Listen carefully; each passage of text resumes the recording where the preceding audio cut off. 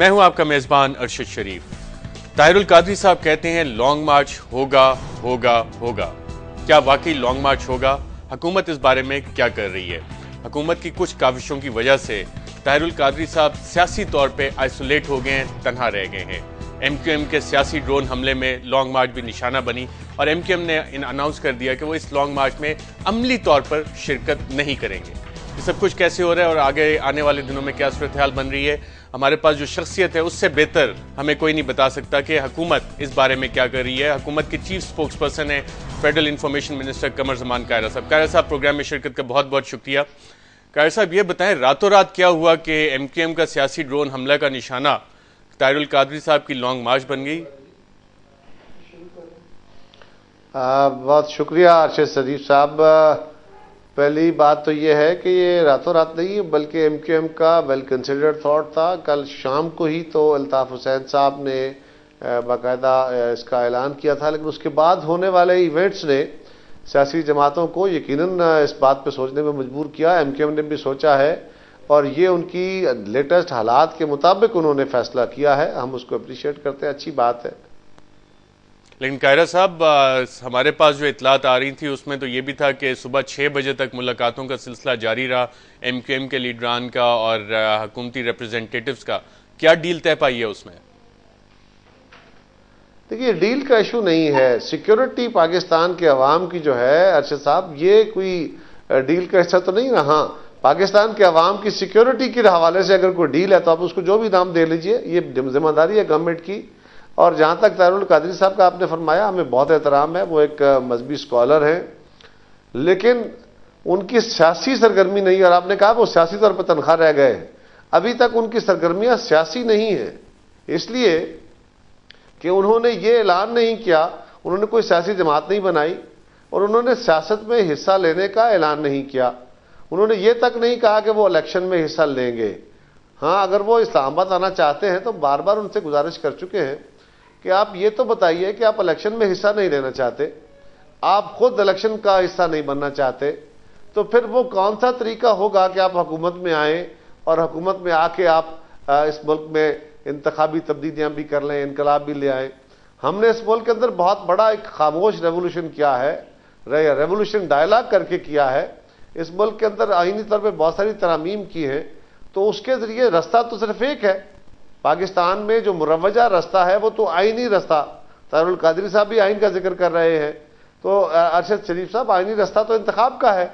انہیں چاہیے کہ وہ اپنی جماعت رجسٹر کرائیں، وہ سیاسی عمل میں شامل ہوں، اپنے لوگوں کو ایجوکیٹ کریں، اپنے کینڈیڈیٹ لانچ کریں، اپنا ایجنڈا، اپنا منشور قوم کے سامنے رکھیں، اور اگر قوم ان کو ووٹ دیتی ہے تو بسم اللہ، ان کے ساتھ ایم کیو ایم ہے، بسم اللہ، ان کے ساتھ، ان کے اپنے کہتے ہیں جی میرے 40 لاکھ لوگ آئیں گے، تو 40 لاکھ لوگ تو ایک ایک فیملی کا اگر 2 3 ووٹ بھی ہوں تو کروڑ ووٹ ہو جاتا ہے۔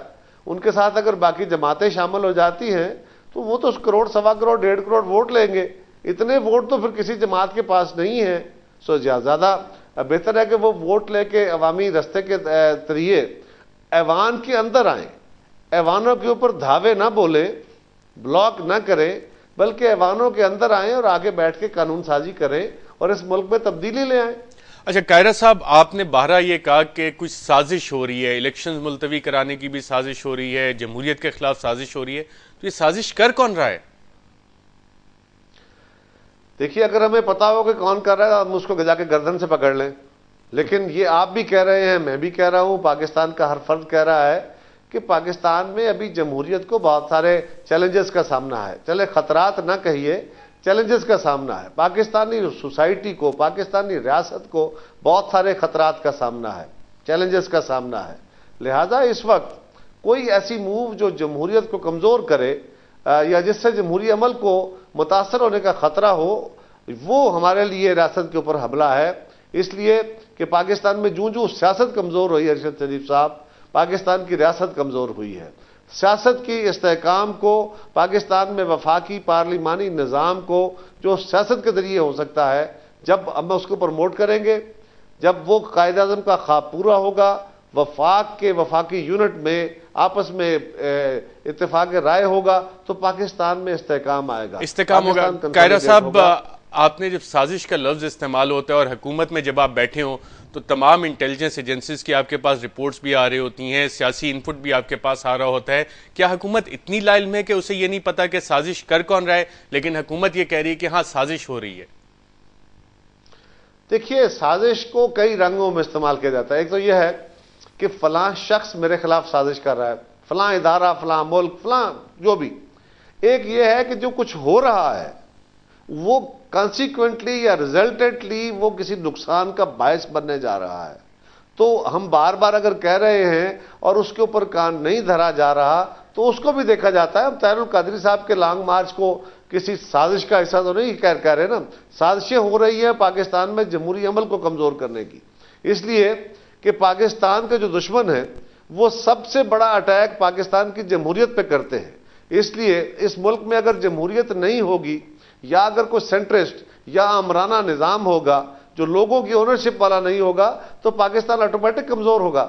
تاریخ یہ ہے کہ پاکستان کو جب بھی قائد اعظم کے خواب کے مطابق، ان کے دیے ہوئے اصول کے مطابق، یعنی جمہوری، پارلیمانی، وفاقی نظام کے تحت نہیں چلایا گیا. اگر جمہوری اور پارلیمانی بھی ہو اور وفاقی نہ ہو تو بھی نہیں چل سکتا، پارلیمانی نہ ہو تو بھی نہیں چل سکتا. یعنی جمہوری، پارلیمانی، وفاقی نظام کے تحت اگر نہیں چلایا جائے گا تو پاکستان کمزور ہوگا. یہی پاکستان کے دشمنوں کی ضرورت ہے، پھر جنگیں لڑنے کی ضرورت نہیں ہوگی. قاہرہ صاحب، پاکستان کے یہ کون سے دشمن ہیں جو خوفناک تجربے سے ہم گزر چکے ہیں؟ قاہرہ صاحب، یہ کون سے ایسے دشمن ہیں جن کے چہرے ہمیں نظر نہیں آتے، جن کے نام آپ ہمیں نہیں بتا سکتے؟ ارشد شریف صاحب، نام اگر میں نے پہلے کہا نا کہ اگر ہمیں کھلا پتا ہو تو ہم یقیناً کریں. ایک دیکھیں، کچھ باتیں تو یہ ہے، طالبان کیا کر رہے ہیں؟ پاکستان کے نظام کو کمزور کر رہے ہیں. جو باہر سے حملے کرتے ہیں پاکستان میں آ کے وہ کیا کر رہے ہیں؟ پاکستان کو کمزور کر رہے ہیں. پاکستان کے اندر اگر کوئی اسلحہ دے رہا ہے، کوئی پیسے دے رہا ہے، بہت سارے ممالک کے نام بھی، ہمارے ہمسایہ ممالک کے نام بھی لیے گئے کہ افغانستان کے سے کچھ انٹرونشن ہوتی ہے، بلوچستان میں کچھ انٹرونشنز ہو رہی ہیں. تاریخ اس پہ بہت سارے نام اداروں کے لیے گئے، ملکوں کے لیے گئے. آپ کو بھی پتا ہے، آپ بھی لیتے رہے، ایجنسیاں بھی لیتی رہی، ہم بھی لیتے رہے. لیکن اس بات سے، کیونکہ لانگ مارچ کے حوالے سے آپ نے کہا کہ سازش ہو رہی ہے، جمہوریت کے خلاف، پارلیمانی نظام کے خلاف سازش ہوئی، تو کیا یہ سارے عناصر لانگ مارچ کروا رہے ہیں؟ اس کے پیچھے ہیں یہ سارے عناصر؟ پہلی بات تو یہ ہے کہ اس کو ذرا تصحیح کرے. لانگ مارچ کسی اور وہ ایک اور ترجیح تھی، وہ اس کی بالکل مماثلت نہیں ہے. لانگ مارچ دنیا میں ایک ہوا تھا. آج کل ہم ایک تو ملین مارچ اور لانگ مارچ بہت کرنے کا ذکر کر رہے ہیں. دنیا میں صرف ایک لانگ مارچ ہوا تھا جو ماؤ زے تونگ نے کیا. وہ کئی سالوں پہ محیط تھا، اس میں ہزاروں نہیں لاکھوں کی تعداد میں لوگوں کی شہادتیں اور قربانیاں ہوئی ہیں. ماؤ زے تونگ کے اپنے بیٹے اس میں کام آئے ہیں. ایک بڑی لڑائی لڑی ہے اور وہ درجہ بدرجہ علاقے فتح کرتے ہوئے انہوں نے ملک کو آزاد کرایا ہے. انہوں نے اس سٹیٹس کو کے خلاف اس کو چیلنج کیا تھا. اگر آج مارچ کی بات ہے، یہ مارچ تو ہو سکتا ہے، یہ مارچ کس کے لیے ہے؟ اگر آئینی رستہ ہے تو وہ ساری قوم کہہ رہی ہے. ارشد شریف صاحب آپ کہہ رہے ہیں، سارا میڈیا کہہ رہا ہے، ساری سیاسی جماعتیں کہہ رہی ہیں. کل سپریم کورٹ بار ایسوسی ایشن کے فورم پہ تمام جماعتوں نے کہا ہے. تو رستہ آئینی تو وہ ہے، یا تو یہ ہو کہ ہم نے سیاست میں حصہ نہیں لینا، ہم اس سیاسی نظام کو نہیں مانتے، تو پھر آئین کو نہیں مانتے. تو پھر آپ کہیں نا کہ ہم نے اس سارے عمل سے بالا تر ہو کے کوئی نیا آئین دینا ہے، کوئی نیا رستہ تشکیل دینا ہے. ابہام تو نہ رکھیں، کم از کم قوم کے سامنے لائیں اور آپ کہیں کہ جی ہم اس سٹیٹس کو توڑیں گے، ہم اس نظام کو چینج کریں گے، آئین کو چینج کریں گے، فلاں جو بھی آپ کے ذہن میں ہے وہ بات تو سامنے رکھیں. یعنی الیکشن نہیں لڑنا، سیاسی جماعت نہیں بنانی، ایوانوں کے اندر نہیں آنا، اور ہم نے طاقت کا اظہار عوام کو اکٹھا کر کے کرنا ہے. تو کل کوئی دوسری جماعت اکٹھا کر لے گی، پرسوں تیسری جماعت اکٹھا کر لے گی. میرا یہ کلیم ہے اور درست کلیم ہے کہ میں پاکستان کی سب سے بڑی سیاسی جماعت ہوں، پرسوں میں کر لوں گا، مسلم لیگ نواز کر لے گی، تو پھر تو یہ نظام نہیں چلے گا. بالکل. قاہرہ صاحب، آپ نے بہت اہم بات کی، لیکن مجھے میری لا علمی کا تھوڑا سا بینیفٹ دیجیے گا کہ مجھے ابھی تک نہیں پتہ لگا کہ وہ سازشی عناصر کون سے ہیں جو کہ اس طرح کے ایلیمنٹس کو کھڑا کر دیتے ہیں. اور پھر لانگ مارچ کی بھی بات ہوتی ہے، سسٹم ڈیریل ہونے کی بھی بات ہوتی ہے، اور اس میں بہت سے ایڈمنسٹریٹو مسائل بھی یقیناً ہوں گے، اور حکومت کچھ سٹیپس یقیناً لے رہی ہوگی کہ لانگ مارچ کا ڈبہ گول کیا جائے. یہ آپ سے جاننے کی کوشش کریں گے ایک وقفے کے بعد.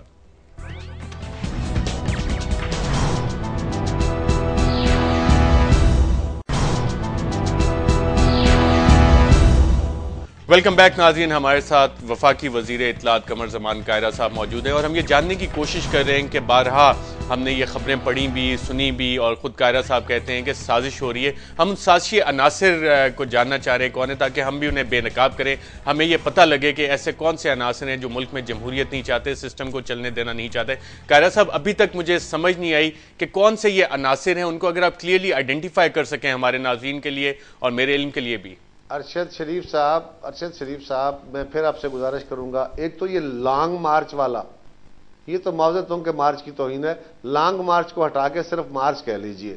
دوسری گزارش یہ ہے کہ پاکستان کو کمزور کرنے والے، وہ جو پاکستان کے وجود کے، پاکستان کو کمزور کرنے کے خواہاں ہیں، میں ان کی بات کر رہا ہوں، اور وہ یقیناً کو پاکستان کے اندرونی فورس تو نہیں ہو سکتی. تو کائرہ صاحب، ان کی کوئی آئیڈینٹی ہوگی، کوئی نام ہوں گے ان کے، کیونکہ آئیڈینٹی کے بغیر تو ان عناصر تک پہنچنا، ان کو بے نقاب کرنے میں ہم سب ناکام رہیں گے. ابھی ان کی آئیڈینٹی کے بارے میں خود اتنا کنفرم نہیں ہوں کہ میں آپ کو ان کے نام بتا سکوں. اور تاریخ میں بہت سارے وہ مواقع ہوتے ہیں، پاکستان کے اوپر 1971 میں ایک حملہ ہوا، اس میں کئی سارے پلیئرز تھے. پاکستان کے اس کے بعد کے واقعات میں بھی کئی سارے پلیئرز تھے جن کے نام تاریخ میں ابہام کے طور پہ رہ جاتے ہیں. کلیئرلی ان کے نام نہیں آتے، اس لیے کہ کلیئرلی ان کا سامنے وجود موجود نہیں ہوتا. یہ ایسی ہی ایک صورتحال ہے. اچھا کائرہ صاحب، اگر آپ انٹرنیشنل پلیئرز کی طرف ریفر کر رہے ہیں اور الزام یہ بھی لگا کہ طاہر القادری صاحب امریکہ گئے، ایک دن انہوں نے پورا اسٹیٹ ڈپارٹمنٹ میں گزارا، تو امریکہ نے تو بڑا واضح کر دیا کہ ہم طاہر القادری صاحب کے پیچھے نہیں ہیں، نہ اس لانگ مارچ کے پیچھے ہیں. اطلاعات ہمارے پاس یہ بھی آئیں کہ Adam Thomson British high commissioner 6 ماہ پہلے کینیڈا گئے اور 2-3 ملاقاتیں انہوں نے طاہر القادری صاحب سے کی، لیکن وہاں سے بھی ہمیں کلیریفیکیشنز آ رہی ہیں کہ وہ بھی اس لانگ مارچ کے پیچھے نہیں ہیں، جمہوریت کا تسلسل چاہتے ہیں. تو پھر کون سے انٹرنیشنل فیکٹرز ہیں؟ آپ کہہ رہے ہیں بھارت اس کو سپورٹ کر رہا ہے.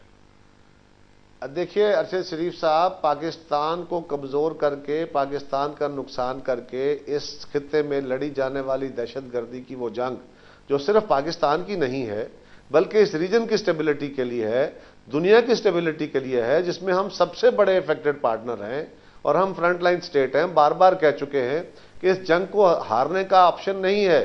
We have to win this war, اس لیے کہ جنگ جیتی نہیں گئی خدا نخواستہ تو پھر یہ ہوگا کہ یہ صرف پاکستان ڈسٹیبل نہیں ہوگا، اس خطے کے اندر انسٹیبلٹی بڑھ جائے گی، دنیا میں انسٹیبلٹی بڑھے گی جو تباہی کا باعث ہے. لہذا ہم تو اپنی بھی، اس خطے کی بھی اور دنیا کی جنگ بھی لڑ رہے ہیں. اور امریکہ برطانیہ کب چاہیں گے؟ میں تو یہ کسی ملک کے اوپر الزام ڈائریکٹلی نہیں لگا رہا کہ وہ چاہتے ہیں کہ انسٹیبلٹی ہو. اگر پاکستان میں انسٹیبلٹی ہوئی تو یہ پاکستان تک نہیں رہے گی، یہ پورے اس ریجن کو اپنی لپیٹ میں لے گی جو ساری دنیا کے لیے خطرناک ہے، ریجن کے لیے خطرناک ہے. طاہر القادری صاحب کو کائرہ صاحب پیسہ اتنا کہاں سے آ رہا ہے؟ کیونکہ اگر ہم اس مارچ کی لاجسٹکس دیکھیں تو کم از کم جو کیلکولیشن ہے منیمم 1 ارب روپیہ اس پہ لگے گا. آپ نے حکومت میں بیٹھے ہوئے کوئی ٹریک کیا ہے، کوئی رپورٹس آئی ہیں کہ اتنا پیسہ کہاں سے آ رہا ہے؟ میرے پاس اس کی خبر نہیں ہے کہ کوئی انٹیلیجنس ایجنسیز نے ٹریک کیا ہے کہ نہیں. یہ سوال آپ جس طرح اٹھا رہے ہیں اس طرح بہت سارے اور دوستوں نے بھی سوال اٹھائے ہیں کہ یہاں پہ تو صرف ٹرانسپورٹیشن جو ہے وہ 1 بلین سے زیادہ کی ہوگی، ان کے کھانے پینے کے اخراجات بھی ہوں گے، تو یہ کہاں سے آ رہے ہیں؟ یہ سوال تو لوگ اٹھا رہے ہیں، بٹ سوال یہ ہے کہ دہشت گردوں کو پیسہ کہاں سے مل رہا ہے، یہ آپ بھی سوال کرتے ہیں، میں بھی سوال کرتا ہوں. کائرہ صاحب چلے سوال تو ہم کرتے آئے، ٹریک تو نہیں مل جاتے، پچھلے 5 سال سے کرتے آئے، اور آپ نے ایک یہ بڑی اچھی سی کتاب ریکانسیلیشن ریفارمز ریوائول چھاپی اور اس میں پیج 191 سے پورا آپ نے چیپٹر بھی اس کاؤنٹر ٹیررزم جو آپ نے سٹیپس لیے وہ بھی لکھے، اور اس میں منی لانڈرنگ اس کو بھی ٹریک کرنے کے سلسلے میں آپ نے بتایا کہ اقدامات. تو حکومت بالکل لا علم ہے کہ دہشت گردوں کو پیسہ کہاں سے آ رہا ہے، لانگ مارچ کے لیے کہاں سے آ رہا ہے، فائنینشیل ٹریکنگ سسٹمز ہمارے ٹوٹل انیفیکٹو ہو گئے. ارشد صاحب، گزارش یہ ہے کہ یہ جو مافیاز کو پیسہ جاتا ہے یا اس طرح کا جو پیسہ فلوٹ کرتا ہے، آئی ایم ناٹ الیجنگ، یہ مت سمجھیے کہ میں مناج القرآن کو کوئی عرض کر رہا ہوں، لیکن بہت سارا پیسہ دنیا بھر میں اس وقت جو نظام ہے وہ فری فلوٹ کر رہا ہے. وہ دنیا کے اندر اس کی کسی باؤنڈری کا محتاج نہیں ہے. ہاں اس کی ٹریکنگ ضرور ہوتی ہے، لیکن بہت سارے اس ٹریکنگ کو وائلیٹ کرنے کے اور اس کو چھپانے کے راستے بھی موجود ہیں. اس لیے کہ دنیا میں بلیک اکانومی تو ایک پوری اکانومی کا حصہ ہے، وہ ایک پیرلل پوری دنیا کے اندر، اور ہمارے جیسے ممالک کے اندر جو ترقی پذیر ممالک ہیں جہاں پہ ہم اپنی پاپولیشن کو یعنی قاہرہ صاحب بطور چیف سپوکسمین حکومت کے بطور چیف سپوکس پرسن آپ یہ اعتراف کر رہے ہیں کہ حکومت بلیک منی بلیک مارکیٹس کو کنٹرول پچھلے 5 سال میں نہیں کر سکی اور یہی وجہ ہے کہ ایسے عناصر جتنا پیسہ فلو ہو رہا ہے میں کچھ اور کہہ رہا ہوں میں جو کہہ رہا ہوں میں یہ کہہ رہا ہوں کہ ہاں ترقی یافتہ دنیا میں بھی سارا پیسہ کا فلائٹ جو ہوتا ہے وہ کنٹرول نہیں ہوتا. ان کے ہاں بہت اچھے میکنزم موجود ہیں. ان کی آبادی, ان کا ایک ایک شخص, ان کا ایک ایک ادارہ, ان کا ایک ایک کاروبار رجسٹرڈ ہے, لیکن ان کے پاس وہ ایک پورے ریجن کے اندر کنیکٹڈ ہے, پوری دنیا میں ان کی کنیکٹیوٹی ہے. ہمارے جیسے ترقی پذیر ممالک جو ہیں ان کے ہاں وہ کنیکٹیوٹی نہیں ہے. وہ پوری پاکستان کی پاپولیشن ہمارے پاس ریکارڈڈ نہیں ہے, یہ میں کہہ رہا ہوں, یہ ساری دنیا کہتی ہے. پاکستان کا سارا بزنس ہمارے پاس ٹریکڈ نہیں ہے. یہاں پہ بلیک اکانومی ہے, بالکل ہے, چین میں بھی ہے, انڈیا میں بھی ہے, ہمارے ہاں بھی ہے. یہ صرف پاکستان کا کوئی فیلئر میں یہ نہیں کہہ رہا, یہ تو میں کہہ رہا ہوں کہ دنیا بھر میں بلیک اکانومی باقاعدہ ایک اکانومی ہے, بہت بڑی اکانومی ہے, اور اس کے پیسے فلائی کرتے ہیں, ان کے بزنسز فلائی کرتے ہیں, لوگ ڈرگ کا کاروبار کرتے ہیں. اربوں ڈالر کا کاروبار امریکہ کے اندر ہوتا ہے ڈرگز کا. کیا وہ سارا ٹریکڈ ہے؟ اس کے پیسے بھی کہیں نہ کہیں جاتے ہیں, کہیں اکٹھے بھی ہوتے ہیں. قاہرہ صاحب, آپ نے دہشت گردی کا ذکر کیا تھا, اس پہ بھی ہم اگلے سیگمنٹ میں آپ سے تھوڑی تفصیل سے بات کریں گے. ایک سوال ہر بندہ پوچھ رہا ہے, میرا بھی آپ سے سوال ہے, کیا حکومت لانگ مارچ کا ڈبہ گول کر دے گی؟ میں مارچ کی بات کر رہا ہوں, اور مارچ جو ہے یہ لانگ مارچ پھر بار ہم کہہ رہے ہیں. مارچ جو کرنے جا رہے ہیں طاہر القادری صاحب, میں تو ان سے توقع کروں گا کہ وہ اپنے دوستوں کی, اپنے ساتھیوں کی, قوم کی اپیل سنیں گے. لیکن پھر بھی اگر وہ چلتے ہیں تو آپ کو پتا ہے اسلام آباد کی جو کیپیسٹی ہے, اس کے باوجود ہماری ذمہ داری ہے کہ ہم نے اسلام آباد کے شہریوں کو, جو فیڈرل گورنمنٹ کے حد تک ہے, ان کو ان کی جان و مال کا تحفظ کرنا ہے, ان کو سیفٹی دینی ہے. تو جو ہماری ذمہ داری ہے وہ پوری کریں گے. لیکن لوگوں کو احتجاج کرنے کا بھی حق ہے, مارچ کرنے کا بھی حق ہے, اگر وہ حق ریاستی عمل کو تعطل میں نہ ڈال رہا ہو. اور اگر میں یہ کہوں کہ ہاں میں جاؤں گا, میں سٹ ان کروں گا اور میں ریاست کا عمل معطل کر دوں گا, اور میں اسلام آباد کے شہریوں کا کاروبار معطل کر دوں گا, تو پھر گورنمنٹ کو انٹروین کرنے کی مجبوری ہوگی. اسلام آباد کے گرد و نواح میں قاہرہ صاحب, آپ نے بہت امپورٹنٹ بات کی کہ گورنمنٹ کی مجبوری ہوگی.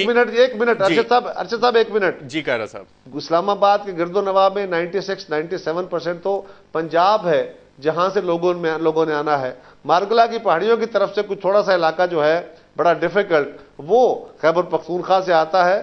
اور دیکھیں گے اب کہ پنجاب گورنمنٹ اس پہ کیا کرتی ہے. ہم نے ان سے بھی گزارش کی ہے, ہم کے پی کے کی گورنمنٹ سے بھی گزارش کر رہے ہیں کہ اپنے اپنے لیول پہ بھی وہ ذرا خیال کرے, کیونکہ کل ہی ایک بڑا گھناؤنا واقعہ ہوا ہے جس میں کوئٹہ میں اور سوات میں جس طرح دھماکے ہوئے ہیں, 100 سے زائد جانیں گئی ہیں, سینکڑوں کی تعداد میں لوگ زخمی ہیں. تو یہ بھی ایک تھریٹس موجود ہیں.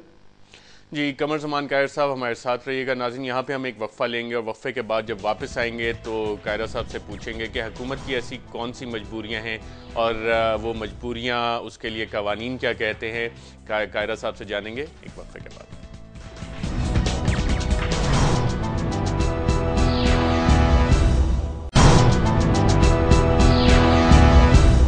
ویلکم بیک ناظرین, ہم وفاقی وزیر اطلاعات قمر زمان قاہرہ صاحب سے بات چیت کر رہے ہیں. انہوں نے حکومت کی کچھ مجبوریوں کا بھی ذکر کیا تھا. اس سے پہلے کہ میں وہ مجبوریاں جانوں اور حکومت لانگ مارچ کا ڈبہ گول کیسے کرے گی اس پہ بات کریں, ریکانسیلیشن ریفارمز ریوائیول 2008 سے لے کے 2012 تک پریس انفارمیشن ڈپارٹمنٹ نے یہ کتابچہ شائع کیا. بہت اچھی کتاب ہے, بہت اچھی پرنٹنگ ہے, اچھی تصاویر بھی ہیں اس میں.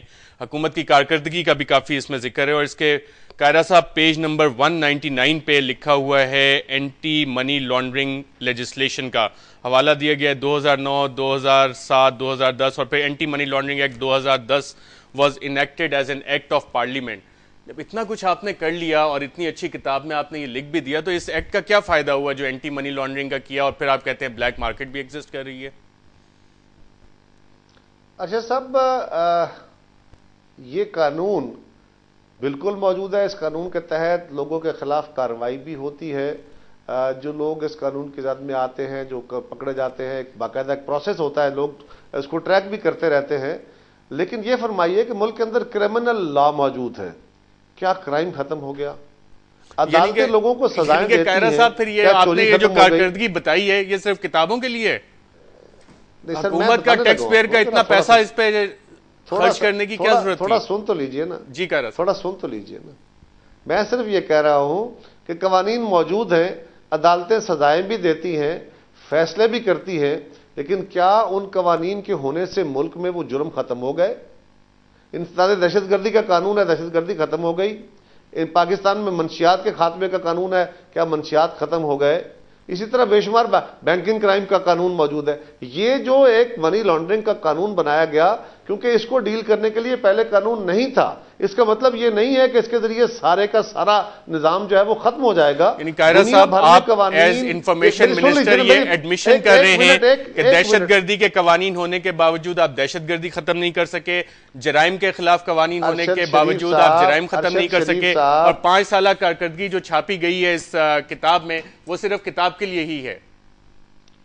ارشد صاحب، میں آپ سے یہ گزارش کر رہا ہوں کہ امریکہ، برطانیہ، جاپان، دنیا کے مہذب ترین ممالک میں جو قوانین ہیں ان قوانین کی موجودگی میں وہ سارے جرم ختم نہیں ہو گئے.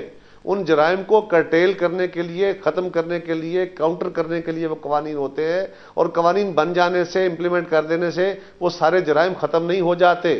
پاکستان میں منی لانڈرنگ کا قانون آپ نے کہا، میں بالکل اس کتاب کے اندر میں نے آپ کے سامنے سارا کچھ رکھا ہے. جہاں غلطیاں ہیں وہ بھی اپنے، جہاں کمزوریاں ہیں وہ بھی سامنے رکھی ہیں، جو ہم نے کام کیے وہ بھی قوم کے سامنے رکھے ہیں. اور آپ جیسے اپنے بھائیوں کو، اپنے دوستوں کو، اپنے میڈیا کے ساتھیوں کو، سیاسی کارکنوں کو، انٹیلیجنسیا کو، اس ملک کے پڑھے لکھے لوگوں کو ہم نے آفر کیا ہے کہ اس کو پڑھیے، اس میں دیکھیے کہ ہم نے کوئی بات غلط تو نہیں کی. قانون بن جانے سے اس کا مطلب یہ نہیں ہوتا کہ آپ نے سارا معاملہ درست کر لیا، اور اگر قانون کی موجودگی میں بھی کوئی جرم ہو رہا ہے تو یہ مطلب نہیں ہے کہ گورنمنٹ فیل ہو گئی یا قانون فیل ہو گیا. قانون دنیا بھر میں ہیں، جرائم دنیا بھر میں ہوتے ہیں، اکارڈنگ ٹو دیٹ لا ان کو کیٹر کیا جاتا ہے. اسی معاملے کے لیے وہ لا انفورسمنٹ ایجنسیز ہوتی ہیں، انہی معاملات کے لیے عدالتیں ہوتی ہیں.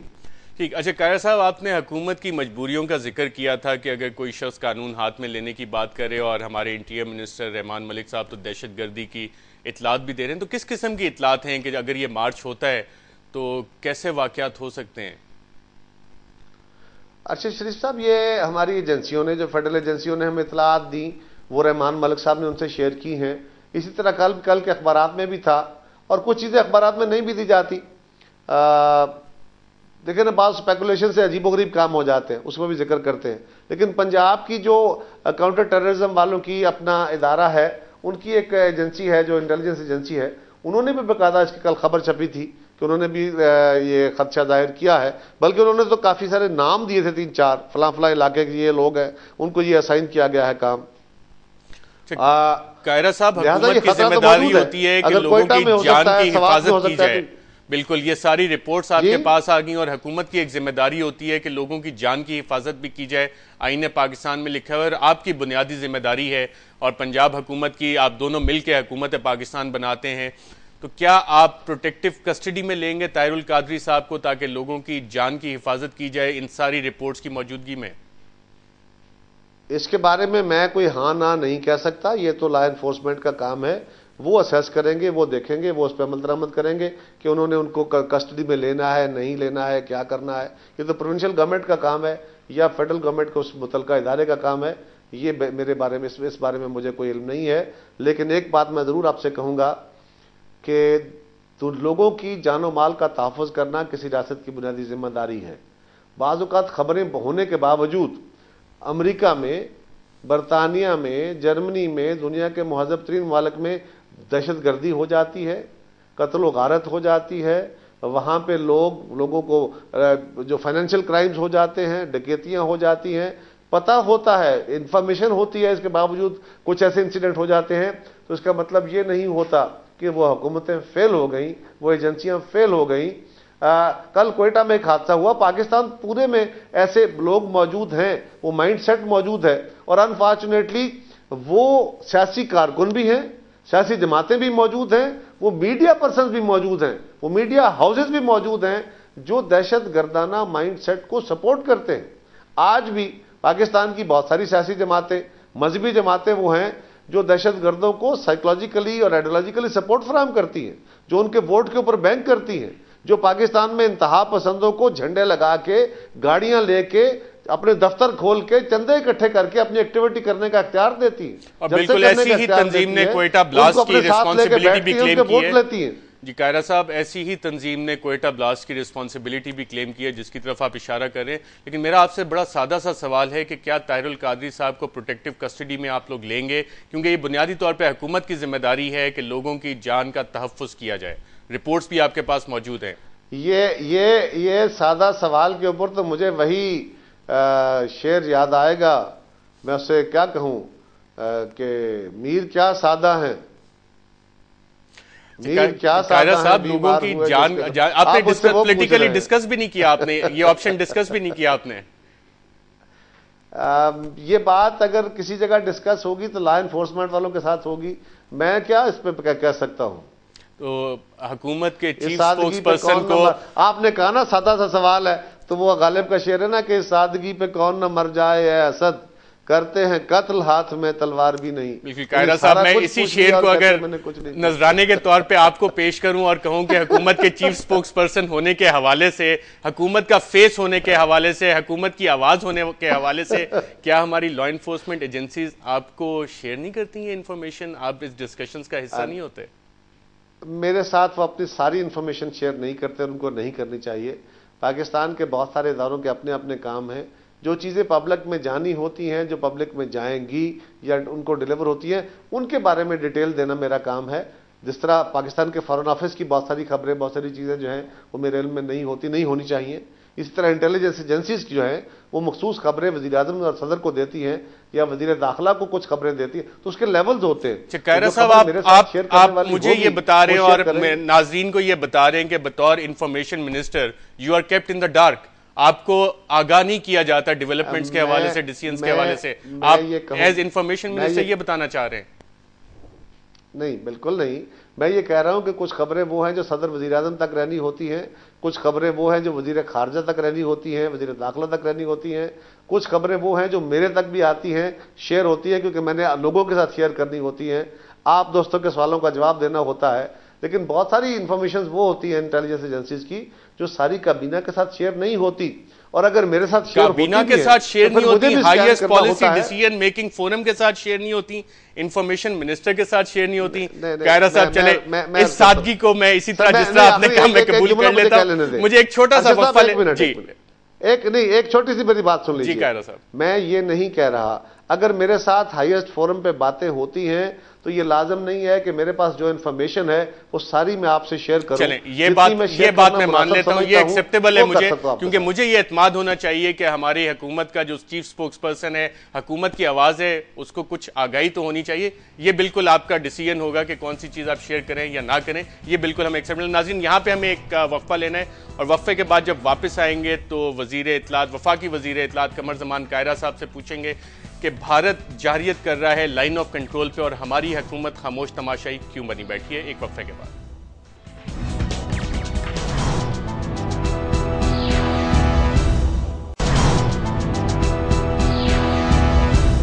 Welcome back. ناظرین، لائن آف کنٹرول پہ حالات کچھ کشیدہ ہوتے جا رہے ہیں اور بظاہر ہمیں ایک امپریشن مل رہا ہے کہ بھارتی جارحیت کے سامنے ہماری حکومت خاموش تماشائی بنی ہوئی ہے. دفتر خارجہ کی طرف سے بڑے میوٹڈ قسم کے رسپانسز آ رہے ہیں. قاہرہ صاحب، کیا وجہ ہے کہ انٹرنیشنلی ہم نے اس مسئلے کو اتنا زیادہ ریز نہیں کیا؟ ارشد شریف صاحب، ہمارے وہ جوان، ہمارے وہ بھائی جو سرحدوں پہ ہماری دفاع کے لیے، ہماری حفاظت کے لیے بیٹھے اپنی جانوں کے نذرانے دے رہے ہیں، وہ ہمارے لیے بڑے محترم ہیں. یہ کیسے ہو سکتا ہے کہ پاکستان کے سپاہ کے ہمارے سپاہی، ہمارے بھائی، وہ پاکستان کے لیے اپنی جانیں دے دیں اور ان کو پوچھنے والا یا ان کا احتجاج کرنے والا کوئی نہ ہو؟ ان کا اپنے اپنے لیول پہ احتجاج کیا گیا، مسلح افواج کی طرف سے بھی، حکومت پاکستان کی طرف سے بھی، اور جن جن فورمز پہ ہونے کا اور اس کا ہونا ضروری تھا وہاں پہ. اب اس کا جواب بھی دیا گیا کیونکہ ہماری افواج نے اگر گولہ باری ہوئی تو اس کے جواب میں بھی ہم نے اپنے آپ کو دفاع میں ضرور اٹیک کیا. کاؤنٹر ایلیگیشن بھی لگے اور کاؤنٹر ایلیگیشنز پہ ہماری فوج نے، ہماری گورنمنٹ نے باقاعدہ آفر کیا ہے کہ اس واقعے کو اگر کہا جا رہا ہے کہ پاکستان کی طرف سے کوئی واقعہ ہوا ہے تو ہم چاہتے ہیں کہ یو این اس کی انکوائری کر لے. یہ تو ہماری نیوٹرلٹی کا ثبوت ہے، لیکن اس کے لیے فوج کے لیول پہ بھی، سویلین گورنمنٹ کے لیول پہ بھی اور مختلف فورمز کے اوپر یہ معاملہ ایجیٹیٹ ہوا ہے. ہم یقیناً، اور اس معاملے کو امریکہ، برطانیہ، باقی ممالک نے بھی نوٹ کیا ہے، تو آخر انہیں کسی نے کہا ہے تو نوٹ ہوا ہے. ہماری یہ خواہش اور کوشش ہے کہ ہندوستان کے ساتھ ہمارے بارڈر ڈسپیوٹس جو ہیں وہ نہ ہوں. ہمارے حالات جو بہتری کی طرف سے جا رہے ہیں وہ بہتری کی طرف جائیں. ہم ریجنل کوآپریشن کے بغیر آگے نہیں بڑھ سکتے. ہم اپنا ٹریڈ کو بھی، ہم اپنے تعلقات کو نارمل کرنا چاہتے ہیں. بالکل، یہ تو ساری خواہشات ہیں اور پچھلے 65 سال سے ہماری یہ خواہشات ہیں کہ ہمارے ہمسائے کے ساتھ اچھے تعلقات ہوں. لیکن قاہرہ صاحب، انٹرنیشنلی آپ نے بات کی، کس فورم پہ ہم نے اس کو ریز کیا ایشو کو؟ یونائٹڈ نیشنز کے ساتھ ہم نے کیا پروٹیسٹ لانچ کیا ہے؟ جب یونائٹڈ نیشنز کا لیول ہوگا اس وقت جائے گا. ہر وقت آپ اٹھا کے معاملہ ہائیسٹ فورم پہ نہیں لے جاتے. جس طرح کسی انسیڈنٹ یعنی کہ ہمارے فوجی شہید ہو رہے ہیں، لائن آف کنٹرول پہ الزامات ہم پہ لگ رہے ہیں، اور ہم نے یہ مناسب بھی نہیں سمجھا کہ لیول اتنا اوپر ابھی نہیں گیا کہ ہم اقوام متحدہ میں باقاعدہ طور پہ ریاست پاکستان کے طور پہ ایک پروٹیسٹ بھی لانچ کریں، انفارمیشن لانچ کریں وہاں پہ. جی، جہاں تک ممکن ہے، جہاں ضروری ہے وہ لانچ کیا جا چکا ہے. ہر واقعے کو آپ اس کے ہائیسٹ لیول پہ ایک دم نہیں لے جاتے. ہمارے جوان اور افسر ہمارے لیے بہت محترم ہیں. ان کا ادارہ بھی ان کو پوری طرح پروٹیکٹ کرنے کے لیے بیٹھا ہے. مسلح افواج کے ترجمان بیٹھے ہیں، پاکستان کے ترجمان بیٹھے ہیں، حکومت پاکستان بیٹھی ہے. یہ بات نہیں ہے. ارشد شریف صاحب، اگر خدا نہ خواستہ کوئی کسی جگہ واقعہ ہو جاتا ہے تو پہلے اس کا انسپیکٹر لیول پہ، تھانے لیول پہ بات کی جاتی ہے، پھر ڈی پی او کے پاس جاتے ہیں. قاہرہ صاحب، حکومت پاکستان آپ حکومت پاکستان ہیں، اور میں اسی لیے آپ سے یہ سوال کر رہا ہوں کہ الزام تو پاکستان کے اوپر لگ رہا ہے کہ پاکستان وہاں پہ جارحیت کر رہا ہے، اور جس طرح سے وہ بھارت اس کو ایسکلیٹ کر رہا ہے انٹرنیشنل لیول پہ، اور وہ لنکیج بنا رہا ہے کہ دہشت گردوں کی سپورٹ کریں. ہم نے اس کا رسپانس کیوں نہیں دیا ابھی تک؟ ہم نے، جہاں تک بھارت نے یہ بات کہی ہے کہ ہمارے ملک کے اندر پاکستانی افواج آئی ہیں، تو اس کا جواب ہم نے ہی دیا ہے نا. یہ کسی افغانستان یا ایران یا ہندوستان یا امریکہ نے تو نہیں دیا. یہ ہم ہی نے کہا ہے کہ ہم اس کی انٹرنیشنل لیول پہ یو این سے انکوائری کرانے کو تیار ہیں. تو یہی اس کا جواب ہے نا.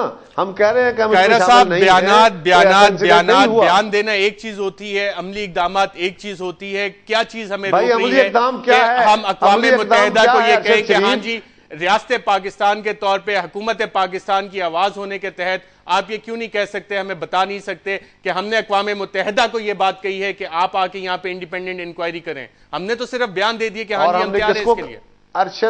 ارشد صاحب بہت زیادہ اگریسو ہو کے بات کر کے کام نہیں چلے گا. میں تو صرف یہ کہہ رہا ہوں کہ بھائی اس کے لیے جو طریقہ کار ہے، بات ہوتی ہے، اور جس طرح آپ میڈیا کو ڈیل کرتے ہیں. آپ تو بھائی ہیں، آپ تو بھائی ہیں. سوال ارشد صاحب یہ ہے کہ پاکستان کی حکومت نے اقوام متحدہ کو ہی کہا ہے. اس کا طریقہ کار یہ ہوتا ہے کہ اگر کوئی انویسٹیگیشن کسی تھرڈ پارٹی نے یا یو این نے کرنی ہے تو دونوں ممالک اس کی کانسنٹ دیں گے تو وہ کریں گے. ہم نے اپنے طور پہ کہا ہے کہ اگر یو این بھی کرنا چاہتا ہے تو ضرور کرے. ہم چاہتے ہیں کرے. اگر ہندوستان اس پہ کانسنٹ دے گا تو انکوائری ہوگی نا. ہندوستان کو آگے بڑھنا چاہیے. تو یہ آپ نے انٹرنیشنل کمیونٹی کو کہا ہے نا. کوئی اور اس کا سالڈ پروف اور کیا لکھ کے دیں گے؟ ہم کوئی اسٹامپ پیپر تو نہیں بھیجیں گے. ہم نے ساری دنیا کے سامنے یہ بات کہی ہے اور یہی طریقہ ہوتا ہے. لیٹر اگر لکھا ہے اور ٹرانسپیرنسی آف انفارمیشن پہ آپ بلیو کرتے ہیں تو آپ وہ لیٹر پبلک کیوں نہیں کر دیتے اگر ہم نے اقوام متحدہ کو لکھا ہے انکوائری کے لیے تو؟ ارے بھائی، ہم نے اقوام متحدہ کو نہیں لکھنا. اس کا طریقہ کار یہ نہیں ہے. طریقہ کار یہ ہے کہ ہم پہ سن لینا. ہمیں کسی نے کوئی چٹھی تو نہیں لکھی نا. ہم پہ الزام لگا، میڈیا میں بات آئی، ہم نے کہا کہ بھائی ہم نے نہیں کیا. قاہرہ صاحب، نہ کسی نے ہمیں چٹھیاں نہیں لکھی جاتی. ارشد، چٹھیاں جس وقت لکھی جاتی ہیں چٹھیوں کا جواب چٹھیوں میں دے لیں گے. اگر چٹھی ہوگی تو آپ کو دے دیں گے. لیکن سوال یہ ہے کہ ایک ایلیگیشن آیا، ایلیگیشن کے اوپر کوئی انہوں نے جا کے یو این میں ریزولوشن موو کر دیا ہے، کو امریکہ کو چٹھیاں لکھ دی ہیں. انہوں نے ایک الزام لگایا ہے، اس الزام کو انٹرنیشنل میڈیا نے بھی پک کیا ہے. ہم نے اس کا جواب یہ دیا ہے کہ ہم اقوام متحدہ سے اس کی تحقیقات کرانے کو تیار ہیں. اگر ہندوستان اس پہ ایگری کرے گا تو پاکستان لکھ کے کانسنٹ دے دے گا. اچھا قاہرہ صاحب، آپ نے انٹرنیشنل میڈیا کا بھی ذکر کیا اور بطور انفارمیشن منسٹر یقیناً آپ انٹرنیشنل میڈیا کو بھی مانیٹر کر رہے ہیں. جو وہاں پہ لنکیج بنایا جا رہا ہے بینڈ ملیٹنٹ آرگنائزیشنز اور پاکستانی افواج کا، اس کو کاؤنٹر کرنے کے لیے آپ نے کچھ عملی اقدامات کیے ہیں؟ دیکھیے، بینڈ آؤٹ فٹس کا الزام ہماری سیکیورٹی فورسز کے ساتھ جو ملی بھگت کے الزام ہیں وہ ہم پہ بہت پرانے ہیں، لیکن مجھے آپ سے اور آپ کے ذریعے پاکستان کے میڈیا سے اور انٹرنیشنل میڈیا سے سوال یہ کرنا ہے کہ جس فوج کے ہزاروں کی تعداد میں افسر اور جوان ان دہشت گردوں کے ہاتھوں شہید ہو چکے ہیں، ان پروسکرائبڈ آرگنائزیشن کے ہاتھوں شہید ہو چکے ہیں، انہی کے ساتھ ان کے ہاتھ ملے ہوئے ہیں، کیا یہ بات لاجیکلی ہے؟ کیا یہ عقل مانتی ہے کہ میرا ایک ایسے بندے سے تعاون ہو جو میرے ہی بچوں کو مار رہا ہو، میرے ہی گھر کو تباہ کر رہا ہو اور مجھ پہ الزام ہو کہ تم اس کے ساتھ تعاون کر رہے؟ عقل تو نہیں مانتی نا، لیکن حکومت پاکستان نے کچھ اس کا کاؤنٹر اوفینسو تو لانچ کرنا ہے تاکہ یہ والا ڈسکورس جو اگر ایگزسٹ کرتا ہے وہ ہم ساری دنیا کے ساتھ کر رہے ہیں.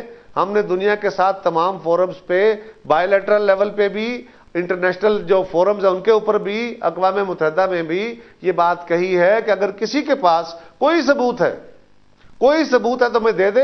ہم تو کہہ رہے ہیں ہماری سپاہ کا، ہماری ایجنسیوں کا کوئی تعلق نہیں ہے، بلکہ ہم تو سب سے بڑے وکٹم ہیں. ہماری سپاہ، ہماری فوج تو سب سے بڑی وکٹم ہے ان دہشت گردوں کا، ان انتہا پسندوں کے ہتھ کنڈوں کا. کل جو واقع ہے اس میں بھی ہمارے سپاہی اور جوان شہید ہوئے ہیں. جی، وفاقی وزیر اطلاعات قمر زمان قاہرہ صاحب، پروگرام میں شرکت کا بہت بہت شکریہ. ناظرین، حکومت کی کچھ مجبوریاں ہوتی ہیں، قانونی مجبوریاں ہوتی ہیں، اور اس کے تحت کچھ اقدامات لیے جائیں گے. وفاقی وزیر اطلاعات نے ہمیں بتایا کہ لانگ مارچ کے حوالے سے ابھی بھی کچھ دن باقی ہیں، اور جو حکومتی مجبوریاں اس پہ کیا فیصلے ہوتے ہیں یہ ہم آنے والے دنوں میں دیکھیں گے. اس کے ساتھ ساتھ انٹرنیشنلی لائن آف کنٹرول پہ جو سچویشن بن رہی ہے، حکومت پاکستان کہہ رہی ہے کہ ہم نے مسئلہ ریز کر دیا ہے، مسئلہ ریز ہوا ہے، اس کے بعد آگے کیا ہوگا، عملی اقدامات کیا ہوں گے، یہ ہم آنے والے دنوں میں جاننے کی مزید کوشش کریں گے. اجازت دیجیے گا ناظرین، اللہ حافظ.